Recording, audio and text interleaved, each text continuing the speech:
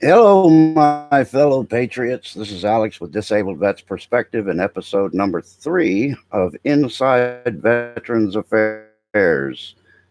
Let's see. DM already left me a message on here. Sorry, Alex. Gonna maybe even have to take care. Okay. Well, hey, family comes first, always. So appreciate her letting me know that. Gonna give it a second to see if I can get some more people in here. See if they want to come and hang out for the next hour ish. Um, I'm going to make sure that I don't go over an hour because that's about enough time for having to deal with me all in one at one time. If you haven't noticed, I am alone this week. Belinda had other things going on. Hey Tony, appreciate you coming in. Um, I had the opportunity to do last week's episode in person with her, so that was kind of fun. But next week we are going to be doing it remotely. I'll be here, she'll be there. We'll be split screen, so that'll be a new and interesting experience for me. Um, hey Tony, what do you think about being a mod on this channel?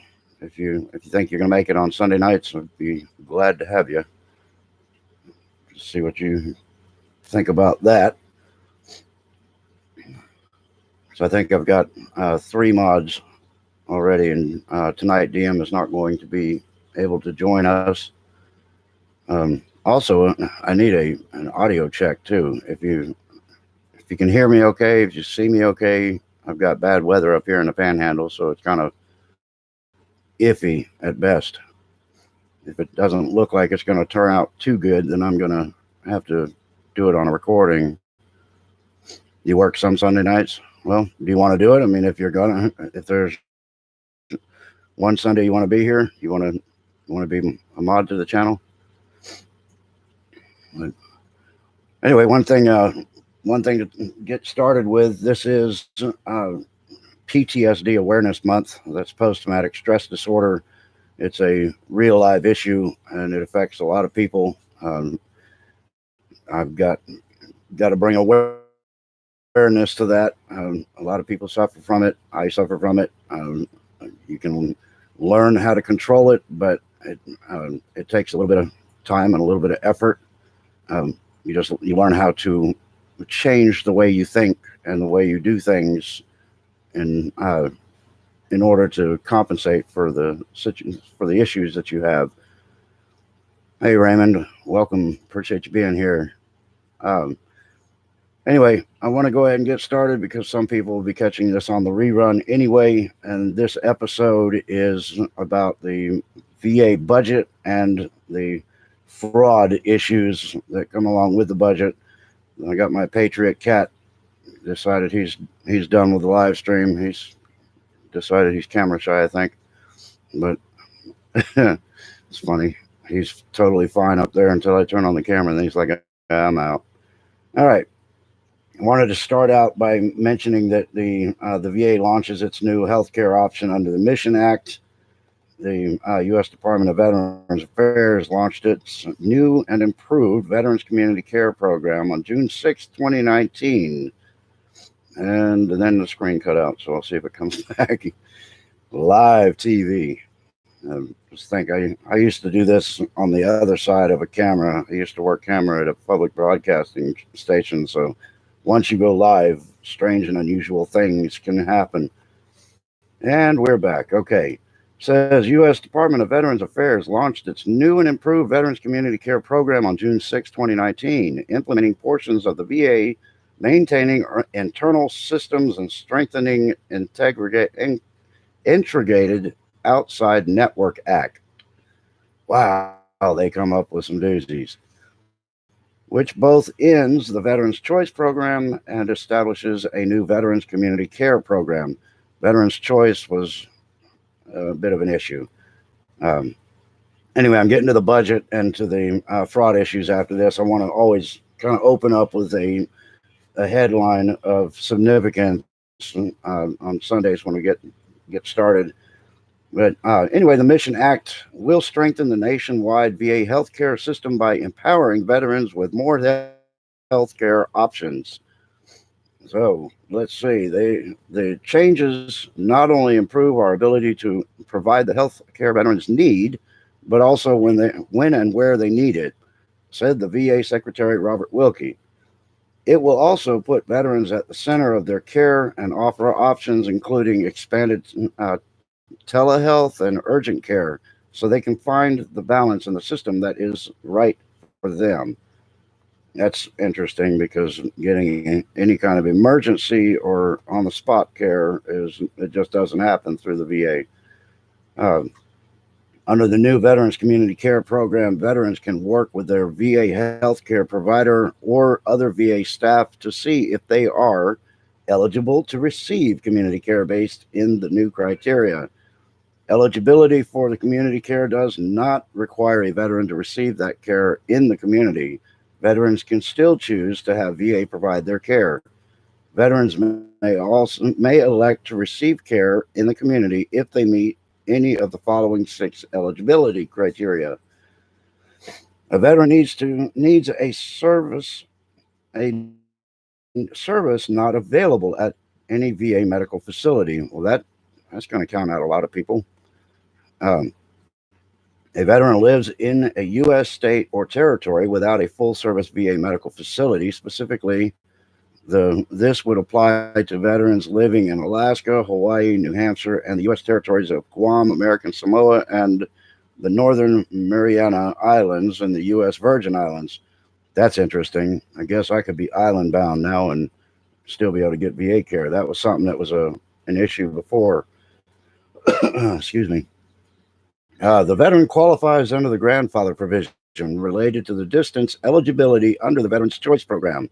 Interesting thing about Veterans Choice, I am 54 miles away from my VA facility, and the Veterans Choice required a distance of 50 miles or more to qualify for seeing an outside physician. So instead of granting me the program, go ahead, Kat. Instead of granting me the program, they changed my mileage to 48 miles. So that was creative. Um, it says drive time to specific VA medical facility. So mine's about 35 minutes or so, maybe a little more than that. What is about? It's about 45 minutes. Um, 30-minute average drive time for primary care, mental health, or non-institutional extended care services. So I'm outside of that. 60-minute average time for specialty care. I'm 2.5 hours away from specialty care, so that's interesting too. Let's see. Drive times are calculated using geomapping software. Appointment wait time at a specific VA medical facility. That's going to be a big one.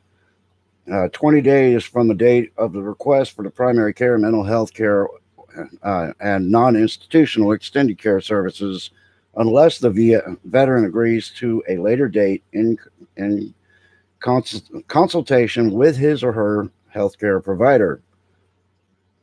28 days for 28 days for specialty care from the date of request, unless the veteran agrees to a later date. Again, the veteran and the referring clinician agree it is in the best medical interest of the veteran to receive community care based on the defined factors.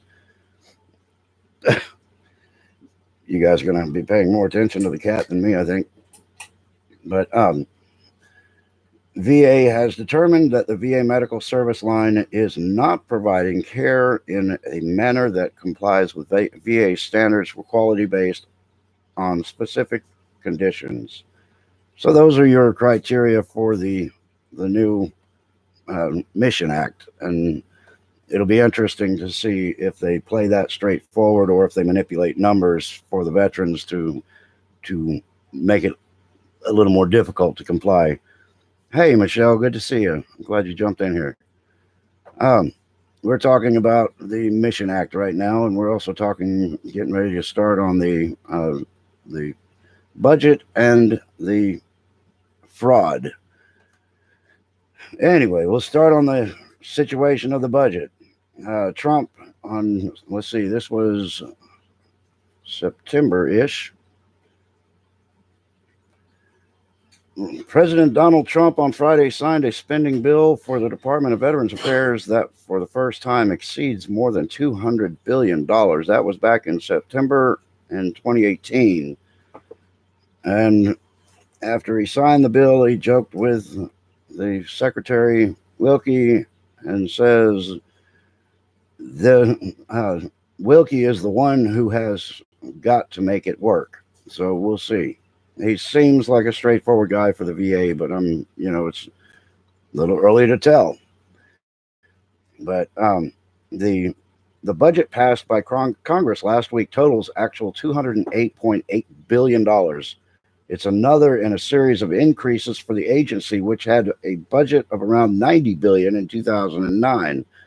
So it's one of these things where it's not working. Let's throw more money at it. And instead of fixing the internal structure, they just start trying to throw money at it and fix it from the outside. Um, it's just one of those things that always happens. The spending agreement provides some funding to implement the VA Mission Act, legislation that aims to extend private sector medical care for veterans starting in July. So, the Office of the Management and Budget estimated that the implementation of the Mission Act would create a $1.6 billion shortfall. I don't know how they come up with these exorbitant numbers of shortfalls and overrides, and it's a money game. It's a numbers game. Make it sound scary, and then they might throw more money at you. Um, let's see, kind of a small crowd tonight, but that's okay. Some people will catch me on the rerun. That happens a lot. Unfortunately, with you, Tony, I gotta catch you on a rerun a lot of times because you always seem to hit me when I've got something going on, and I always feel bad about it. But I try once in a while to jump in there and put my like button down and then duck back out. But I definitely catch your shows. Uh, in the budget, lawmakers set aside 8.6 billion for mental health care programs, including 206 million for suicide prevention efforts. It directs 400 million to the VA's opioid safety initiative, 779 million to medical and prosthetic research, and 1.8 billion to homeless programs. Let's see what they do with the homeless veterans. That is a major issue, and I know that there are some veterans that, after what they've been through, don't do well being inside of structures. They feel safer outside, and that's understandable. They've got to work on programs for helping people through that too. Um, Raymond, I agree. I really do. I hope this gets a lot better healthcare. I think it's a start at best. Um, we got to start somewhere and see if something works. But the budget increasing by massive numbers every year has not seemed to help so far. So it's a matter of seeing if we can get the programs going and get them started. Anyway, it says it also provides 2 billion to address backlog of maintenance issues at VA facilities, as well as 1.1 billion to begin a massive project to overhaul the VA's electronic health record system. I said it last week, and I'll say it again. You should always get your records copied. Don't trust a computer to hold your records. Go in once in a while, keep track of your dates for your medical care, and then get your records on hard paper for those dates, and keep all your records with you. Excuse me.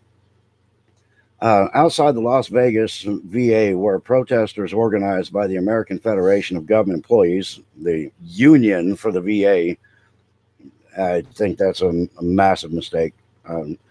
Union representing VA workers, the union has been pushing for the VA to fill its thousands of job vacancies. Well, there are a lot of job vacancies, and there's a lot of money that gets wasted that could be used for filling those jobs, but that's a little later in the show, different articles that I've been able to pull up. As of June 30th, the VA had more than 45,000 open jobs, more than 40,000 of which were in the VA healthcare system. So I don't know why the union has something to do with jobs outside of the VA system, but uh, we'll see about that anyway. Anyway, that's that topic about uh, the Mission Act, the signing of it. Um, the see the this subject here is apparently specifically about it. Let's see, where's my headline? VA Mission Act funding to take center stage in upcoming 2020 budget. So we're looking at another increase in 2020 for this Mission Act. And now my computer locked up. Unbelievable. Let's see. See, it's one computer staring at another computer, so they want to fight each other. And this, there we go. Now we got motion. Hey, I'm back. All right. Oh, let's see. The federal agencies and appropriations face a tough year of budget standoffs in the coming months. The Department of Veterans Affairs is preparing for its own funding battle. That's because the Democrats don't like giving money to the veterans. Someday, these military veterans that are Democrats will realize that they're aiding and abetting the enemy, because every time you turn around, the Democrats are voting against something to help the veterans, and they're voting against military appropriations. So it's a little ridiculous. The VA in the next few months will attempt to ease concerns from some members of Congress who fear the department won't have enough discretionary funds to pay for the new consolidated community care programs authorized in the VA Mission Act without diverting agency resources to the private sector. Well, I've got some real big numbers coming up in another article that talks about the money that's thrown around in the VA and that it's spent exorbitant amounts. Hey, History B, good to see you. Matthew, I'm glad you're with us too. Hello, Boston girl, good to see you too.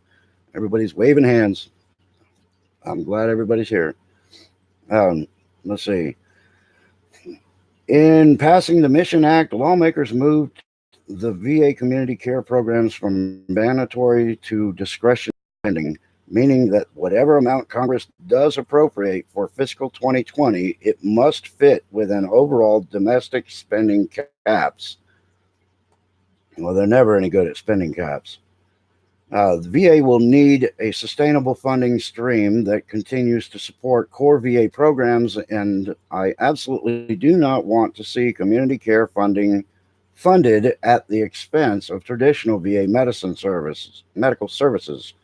Representative Debbie Weiserman Schultz of Florida, chairman of the House Appropriation, Military Construction, and Veterans Affairs Subcommittee, said at a Tuesday hearing. In other words, I don't want it being spent on the veterans. If it's expensive, then we're going to withhold it. Weiserman Schultz is a real beauty. She needs to be voted out, and us people in Florida could help the person that decides to primary against her. So it's up to us to get these people out. Um, all of this comes as the department has proposed new criteria for allowing veterans to see a private provider over a VA doctor. The department's proposed regulation, which are open now for public comment, suggest veterans can see a community provider if they've been waiting for more than 20 days for a primary mental health or non-institutional extended care service, or if they face 30-minute drive to the nearest facility. I'm going to look into this for myself, because I get the feeling they'll just rework my numbers again like they did last time. Good to see you. Jervis, welcome. Boy, I'm starting to get the familiar faces. Everybody's coming in now. You guys missed half of it. You'll have to start over. Um, anyway, not really, but some of the stuff is interesting anyway. The previous legislation, the Veterans Choice, Accountability, and Transparency Act, easy for you to say, of 2014 allowed veterans to visit a community provider if they lived 40 miles away from the closest VA medical facility, or if they had been awaiting 30 days or longer. Two things. I live 54 miles away, and they dropped mine to 49 miles, and they still wouldn't let me see an outside physician. And if I get in twice a year to my primary care, I'm lucky. Um, I'm 2 months minimum if I have a emergency issue. So definitely things that still need to be fixed. And I can be critical of these things because they directly affect my personal medical care. And with that, then I have a dog in the fight. Coffee. It's what's for dinner. Uh, it's always coffee time. Anyway, let's go to my next subject matter. Let's see, where are we at? Uh, it's the glasses. Um, right here. Okay. This is an article from the Daily Caller, um, getting into our excessive amount of money that's being thrown around through the VA when they talk about they can't fill positions and financial overruns and the things that go along with it. Here's the key: the lack of transparency in the Department of Veterans Affairs means it's just as hard to tell when the department is spending taxpayer money wisely as it is to see wasteful spending. Transparency is the cure for a lot of ailments. Let's see. The scandal plagued VA has come under fire for the money it spends on art for hospitals, but one hospital actually supported a Navy veteran by purchasing his sculpture for a courtyard. Nothing but respect. If you can help a veteran, then by all means. But the numbers that we're talking about are staggering when you consider that they start their physicians at the first level at 100 and roughly 140,000 a year. Then some of these numbers that'll be coming up will be a little startling. You think about how many positions could be filled. Hey, cowboy, good to see you. Over the past months, and let me back up a second because this is not a new article, but this is an example of what happens. This article is, let's see, where's my date on it? Come here. Oh, it's going to hide from me. Okay, it's 2016. So this is an older article, but it still makes sense today. Over the past months, various members of Congress have called for the moratorium on art purchases and a formal, transparent process for how the department purchases artwork. Specifically, they want the VA to disclose art purchases clearly to avoid wasteful spending and to ensure whether possible veterans artists are being supported. If you're supporting the veterans, I'm I'm in favor of that. But the numbers are a little jaw dropping, and I'll get to numbers here in a minute. But let's see. The Daily Caller's News Foundation looked at one sculpture that was specifically called out as an example of the VA's inscrutable and possibly wasteful art purchase. Critics of the VA say that if the department must buy art for hospitals, they should at least purchase it from veterans, artists, and business people. Let's see here. The DCNF found one VA hospital that did just that. It purchased a monument sculpture by a retired Navy veteran, but the procurement process is so convoluted that even when the VA does something right, not even the chair of the U.S. Senate subcommittee on appropriations on military construction and veterans affairs and related agencies can see it. And it's because they hide some of these things in their contracting budgets for construction. That's where you get overrides from. Senator Mark Kirk, chairman of the Senate Veterans Affairs Subcommittee, again, this is back in 2016, was the first to call out the VA for its art purchases. The senator sent a letter to the Secretary of Veterans Affairs, Robert McDonald, back then, in October 2015. requesting information on the department's purchasing process. He received no response. What a surprise.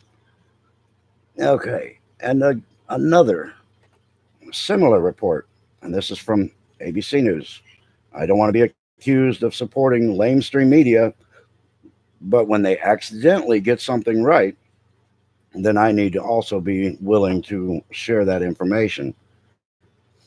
Um, of course, if it lets me. Okay, hold still. Just a second. It's the computer. This time it's not my inability, it's the fact that I touch a mouse pad on this computer and then it runs away. The expenditures on, let's see, where do we start this article? Hello. Y'all got to be patient. Hey, Crappy, good to see you. Report VA spends millions on costly art as veterans wait for health care. The expenditures include get up here, more than 1 million for a courtyard with a large sculpture at a Palo Alto veterans facility, 330,000 for a glass art installation, and 21,000 for an architectural Christmas tree, according to the report. Open the books on nonprofit that claims to be the world's largest private database for government spending. In conjunction with Cox Media, used government data to examine the Veterans Affairs Department spending on art for their facilities in the decade ending in 2014. Again, this is the same thing we talked about last week, trying to find information on the VA. It's very difficult. The articles are old, and the getting a hold of new research it's easier to pull your own teeth. Hey, Liberty, good to see you. Let's see, much of the spending occurred at the time when veterans were experiencing lengthy waits for treatment at the VA facilities. After as many as 40 veterans died while seeking care at the VA's Phoenix healthcare system, the federal agency's inspector general found in 2014 that lengthy waits for treatment might have contributed to the deaths but did not definitively cause them. The Veterans Affairs Agency admitted possibly around this time that its healthcare operations were overwhelmed and understaffed. They're understaffed because they're spending money on these art programs. I mean, a building needs to look decent because if a building looks intimidating, then people won't go into it. So you don't want concrete slabs with generic windows because that's what prisons look like.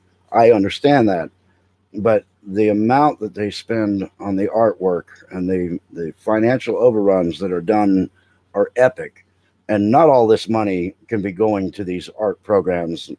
Um, I think some of it is disappearing. There's a lot of fraud, and the fraud does tend to cost a lot of people money. So those are the examples I have of the art and landscaping expenditures. But like I said, what they do on some of those deals in the construction of a building, they'll hide large art purchases in a construction buy, like for if they're going to get their steel beams and their 2x4s and things, then they might throw in a large sculpture in the middle of that and say, "Oh yeah, that was part of the steel purchase." Um, let's see. This is an article about some of the people that screw over the VA, and a lot of this happens. A lot of people take take advantage of the system, and they end up getting a lot of money from the VA that could have been used on taking care of veterans. Um, Thank you, Jarvis. Appreciate you. Woodstock man admits posing as deceased sister to steal VA benefits. So he pled guilty to that. Another one, Michigan man charged with fraudulently obtaining nearly 12 million in VA construction contracts in Cleveland and Michigan by falsely claiming the company received the contracts was owned by a disabled veteran. The reason that's significant is because if you are a disabled vet and you do own a company, you move to the top of the bid list for the contracts. So somebody who's claiming to be disabled takes that opportunity from a veteran that truly needs it, or deserves it. They may not need it; they may be doing just fine, but they deserve it. Damn it, because of the sacrifice they did. Detroit man sentenced to 6 months in prison for stealing more than 280,000 in government benefits. This is a. If you had any idea how large this page was, I could put my whole hour in reading the headlines of this fraud on the VA. The Department of Veterans Affairs official sentenced to 11 years in prison for 2 million bribery scheme involving a program for disabled military veterans. Another one, Pentec Health Incorporated to pay 17 million to settle False Claims Act allegations. So that's one where they're going to get a little money back, but there's many that they don't. McAllen woman charged in multi-million-dollar kickback conspiracy through a VA facility. Man charged with making threats and assaulting officers. Okay, that one was probably irrelevant in the VA issue. A Columbia Falls man admits government benefits fraud. A U.S. Army veteran and former government employee indicted for wire fraud. Uh, if you're prior service and you end up doing something that hurts other military, then piss on you. That's all I can say about it, because there's a brotherhood and a sisterhood, and if you can turn and screw your own family, so to speak, then I have no sympathy for you at all. A former nurse of the Department of Veterans Affairs Medical Center indicted on charges of fraudulently obtaining controlled substances for his own purpose. Yeah, he was dealing drugs through the VA. Just wonderful. I don't know why, Deplorable Bobby, your posts are not being allowed, but anyway, I'm getting them. So if you, Jarvis, if you want to watch for that, if he comes up, let him in. There's no reason for his comments to be on hold. It may be a YouTube thing that may have a target on his back.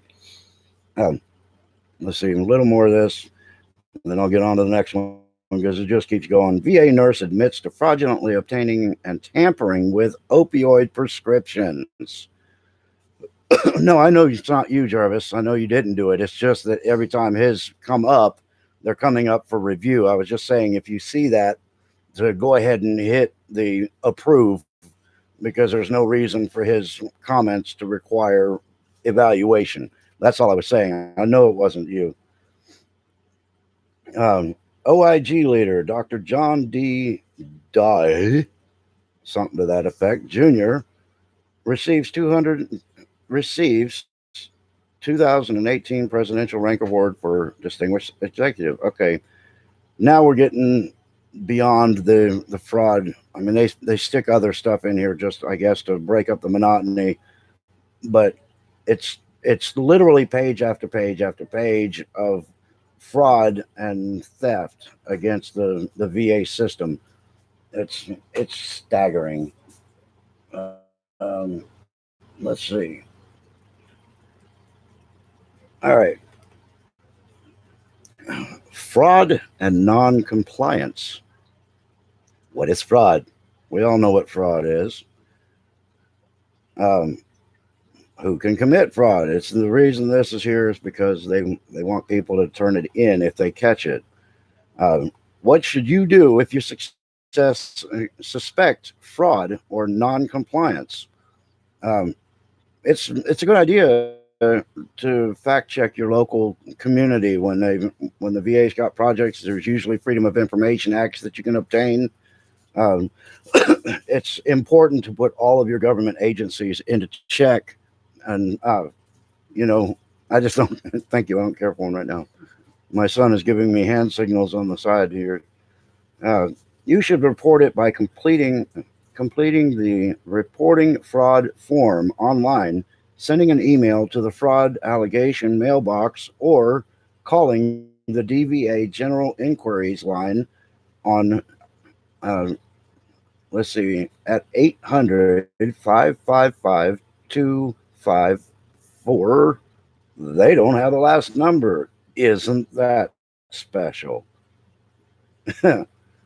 So it also sounds like a movie number. That's bizarre. That's interesting. So they give you a fake number to call on fraud. So anyway, I didn't read that ahead of time. I should have. That was interesting. That one caught me off guard. It says what information should I include in referring a matter for investigation? The number of people alleged to have committed fraud or non-compliance that may not always be known, the name of the person's gender, their date or of birth, and address. That may not be easy. What I'm getting here, I'm reading this one cold right here with you guys. It sounds like if you want to report fraud, they're basically saying, "Oh, go jump off of a short pier into a large lake." It's fascinating. Like I said, trying to get things done and trying to find the information on the VA, it's a circus act. It's really requiring jumping through hoops. So we'll go ahead and get off of that one since it's obviously an up yours website and they don't want you to report fraud. And there's got to be other ways to do it. Let's go on to this one. Aurora, Colorado. Brace yourselves, y'all. This is going to be a doozy. There are hospital doors at the half built Veterans Affairs Medical Center outside Denver that were supposed to cost $100 each, but ended up running at $1,400 each. There's a $100 million and still growing rising price tag for an atrium and concourse, which covering blonde wood walls and towering glass windows, and entire rooms that had to be refashioned because requests for medical equipment changed at the last minute, and in other cases the equipment didn't fit. No one had bothered to measure. Okay, this is about the VA facility in Aurora, Colorado, and this is not, again, another recent article. It's the Washington Post, and it's an older article. The building is done now, but the reason I'm bringing it up is because this is where I was getting at the examples of the overruns that are epic.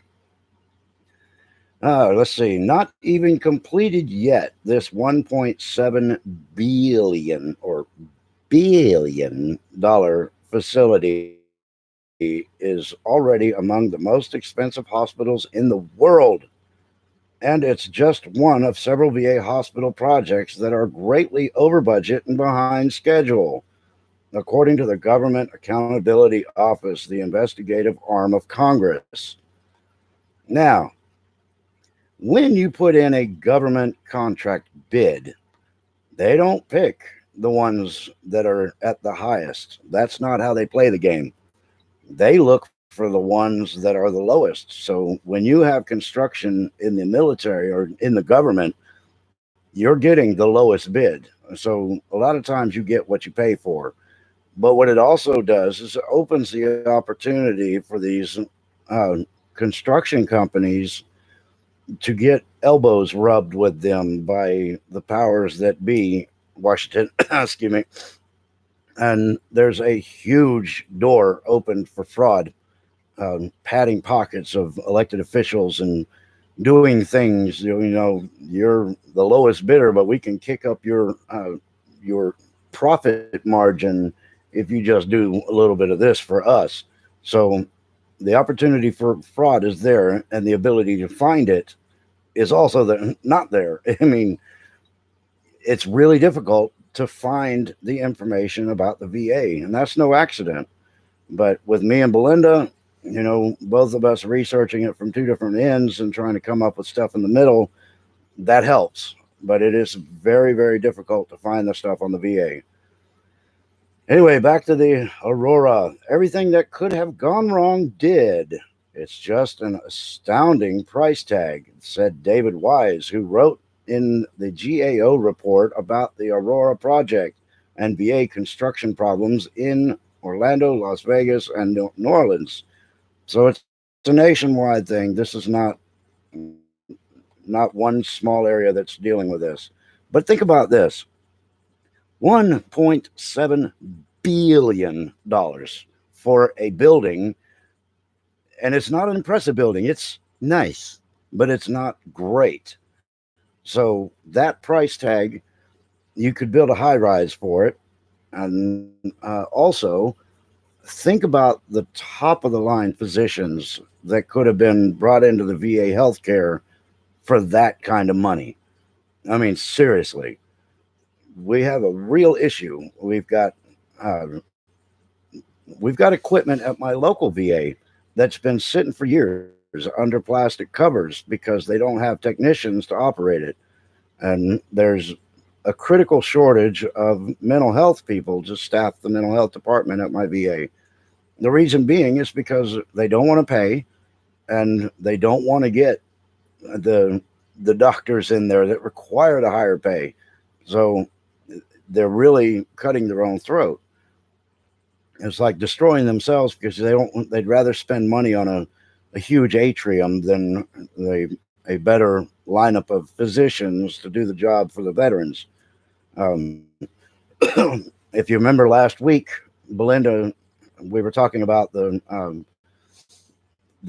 process where the VA would, you're bumping my table, sorry, the VA would be willing to pay off student loans for up and coming physicians that graduate for a contract, a period of time for them to enroll and work in the VA system. And that is so smart because you'd have young doctors that are aiming to please. You might have a need for a resident, chief resident in every department of the VA that requires higher pay because of what they do. But then they could have a whole crew of underlings that are fresh graduates that are just aiming to please, they're fresh out of the books, so they understand more immediately what they're going to be facing. They haven't had time to forget much. So the whole program could be phenomenal for the VA, and it could turn a whole VA system into a advanced training facility for the up and coming physicians, the recent graduates. Alex, you were so right. Good money thrown away. Yeah, it could be used for good for the veterans. Absolutely, I agree. Let me see how you like it. Oh, Atlanta VA. Oh, yeah. Was it, say billion like Dr. Evil? $1 billion. I'm not bald enough and I don't have a mini. Well, I have a sort of mini me. There, my white cat. $1 billion. Okay, back to sleep. Okay, somebody told me to do that. So, anyway, getting back to the article. Last May, again, an older article. Last May, President Bummer, yeah, that man, 44, accepted the resignation of VA Secretary Eric K. Shinetsky in the wake of a cover-up of months-long hospital wait times for veterans seeking treatment. Okay, so this is going back into the military wait times, the veterans wait times. So we've gone beyond the subject of the Aurora Hospital.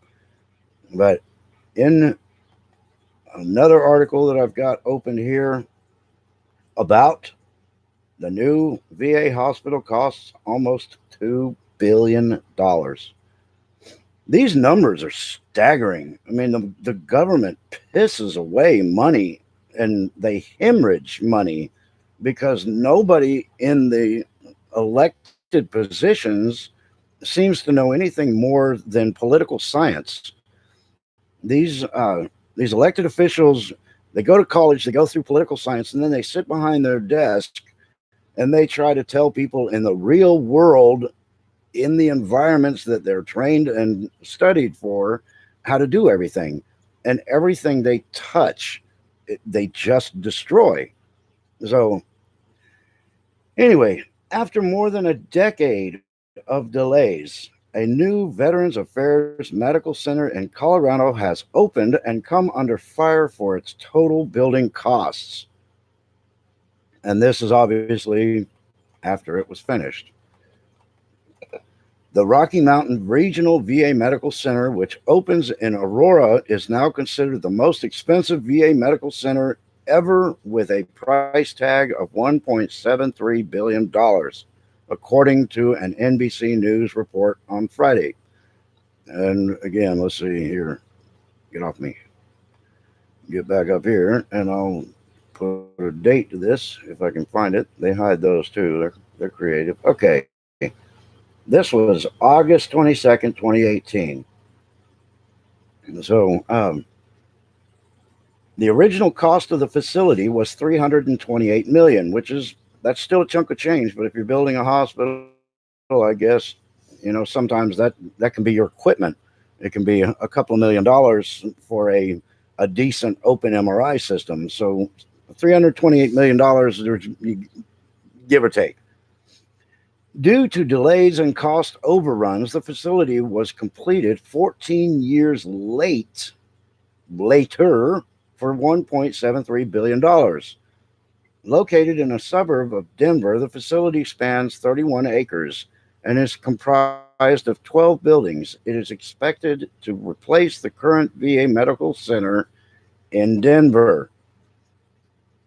Another thing that I found interesting about this, the facility was originally anticipated to open in 2013, but was continually pushed back all the way until 2018.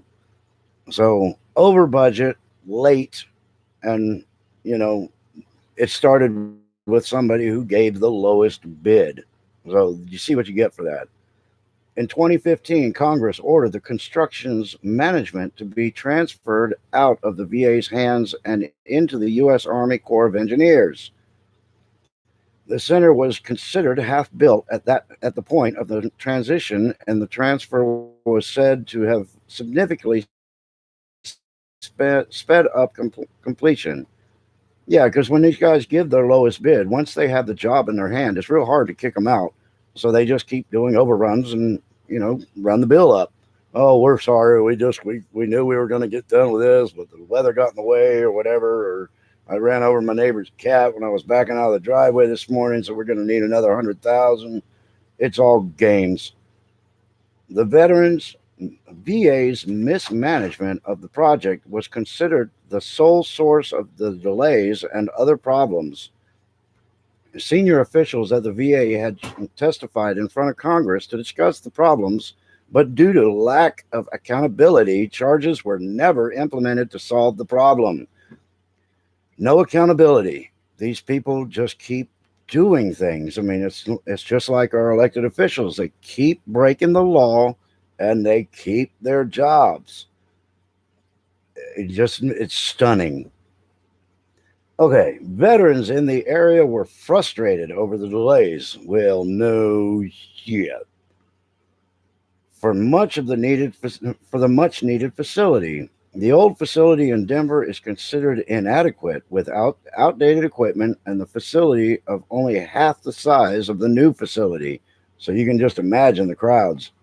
And if you, in our month of recognizing and being aware of PTSD, I can tell you, veterans that have PTSD do not do crowds. It's just, that's one of the big no-nos. It's not going to happen. A ribbon cutting ceremony took place in late July to commemorate the facility's long-awaited open. Long, understated.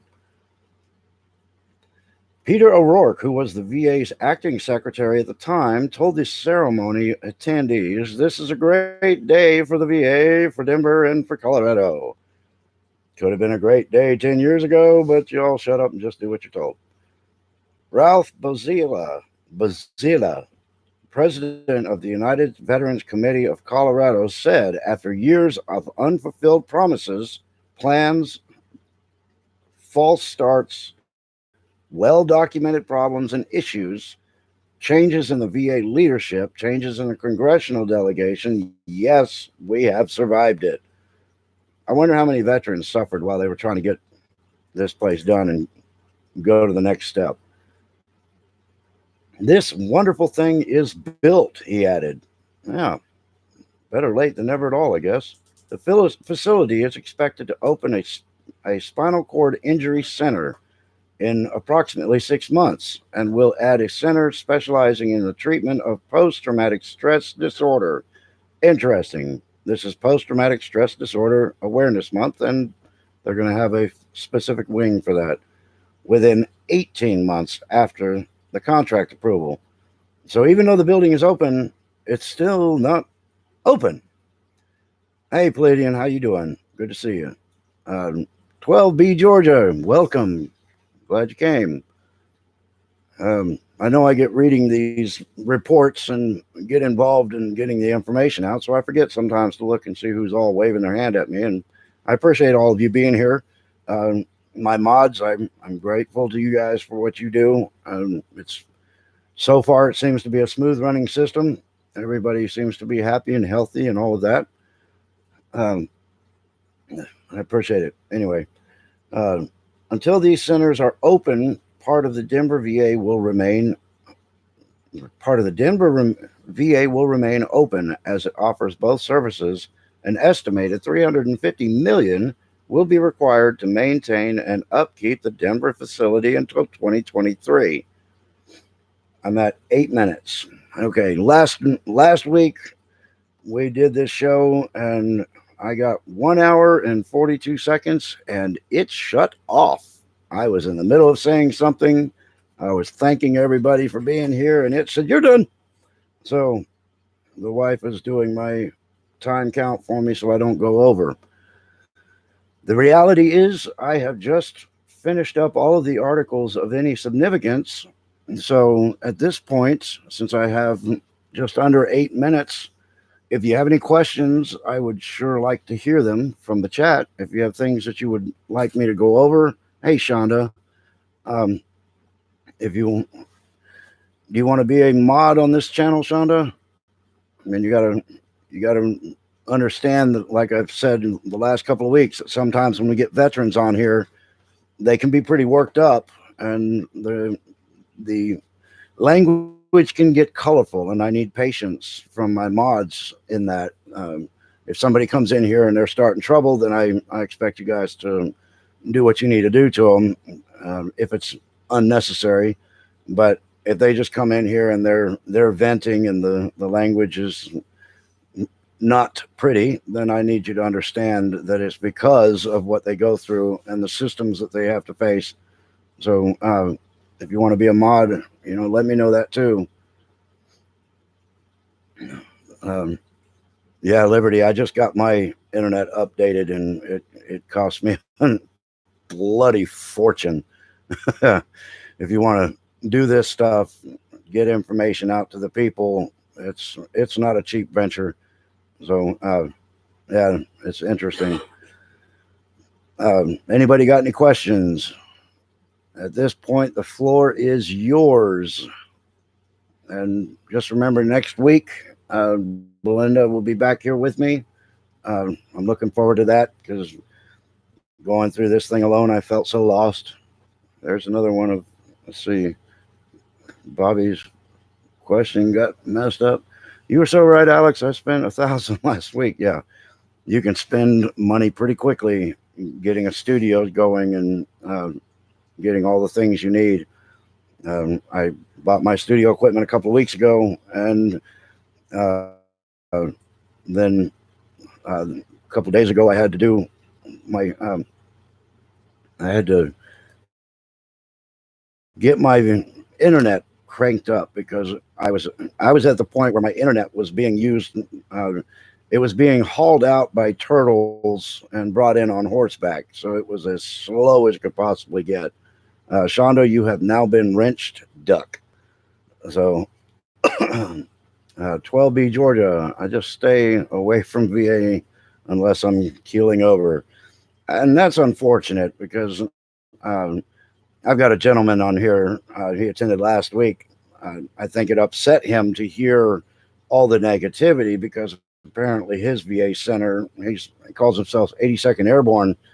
His VA center is apparently top notch. And I'm so grateful to hear that. But I think all of them could be top notch if we could get a grip on the overruns and the fraud. For one, if people get absolutely hammered, then punishment would be, if it's just overwhelming, then they would stop using the VA for their piggy bank.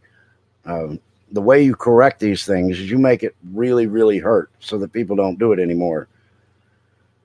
Uh, you don't take any meds they send you. I'm careful of what I take too because there's an awful lot of problems. I'm going to be doing a future show about the opioid situation. Did a show last week about the mixing medications and sometimes the veterans being found dead and being called suicide when it could in fact be a toxic mix of medications. All right, I got 3 minutes. I will be dumping out at 1 hour. So I want to say one thing. Thank you very much to everybody who came. God bless you. Military members, thank you for your service. Support people, thank you for supporting your military. And let's see, I want to say my VA center is top notch as well. But I've been to the Atlanta VA, Alex, as you well know. I do know that was pretty powerful what you put up there. But I'm glad you found one that works well. And our VA here, like I said last week, it's not the worst. It has its problems, but it's not the worst. So it would take less effort to bring ours up to a level that would be considered top notch. I really think they could do it. And first thing is to get control of their spending. Uh, anyway, they tried to knock my 50% down to 10% last year. Yeah, uh, you always need to stay in the fight. And that's why I end all of my videos with stay in the fight, because the VA will always look for an opportunity to take from you, but they will not do what they need to do to fix the problems elsewhere. All right, I'm at my 2 minute window. North Chicago is good too. Well, I'm glad to hear that. My goal is to make sure they're all good. I don't want to bash the VA. I want to bring attention to their issues so that they will move to fix them. Uh, Embarrassment and transparency tends to lead to corrections, and that's my goal. I don't want to destroy the VA. I want all of the VA facilities to be top notch. Birmingham, Alabama VA is number 3 in the nation. That's outstanding. I'm glad to hear that. So that means some veterans are getting some good care. I was discharged honorably in 1981 after serving 6 years as a security police officer. I have no benefits anymore, as far as I know. Liberty, you need to check. You need to go through the process. You need to go to your VA facility and go to your claims and pensions division, and you need to get your paperwork started and file a claim. But anyway, I'm about to be dumped out of here. So again, thank you very much. Glad you guys came. I hope you got some good information. Hope I wasn't too boring without Belinda. I'm so excited about it, having her back next week. Thank you, brother. Good to see you guys. And remember, stay in the fight.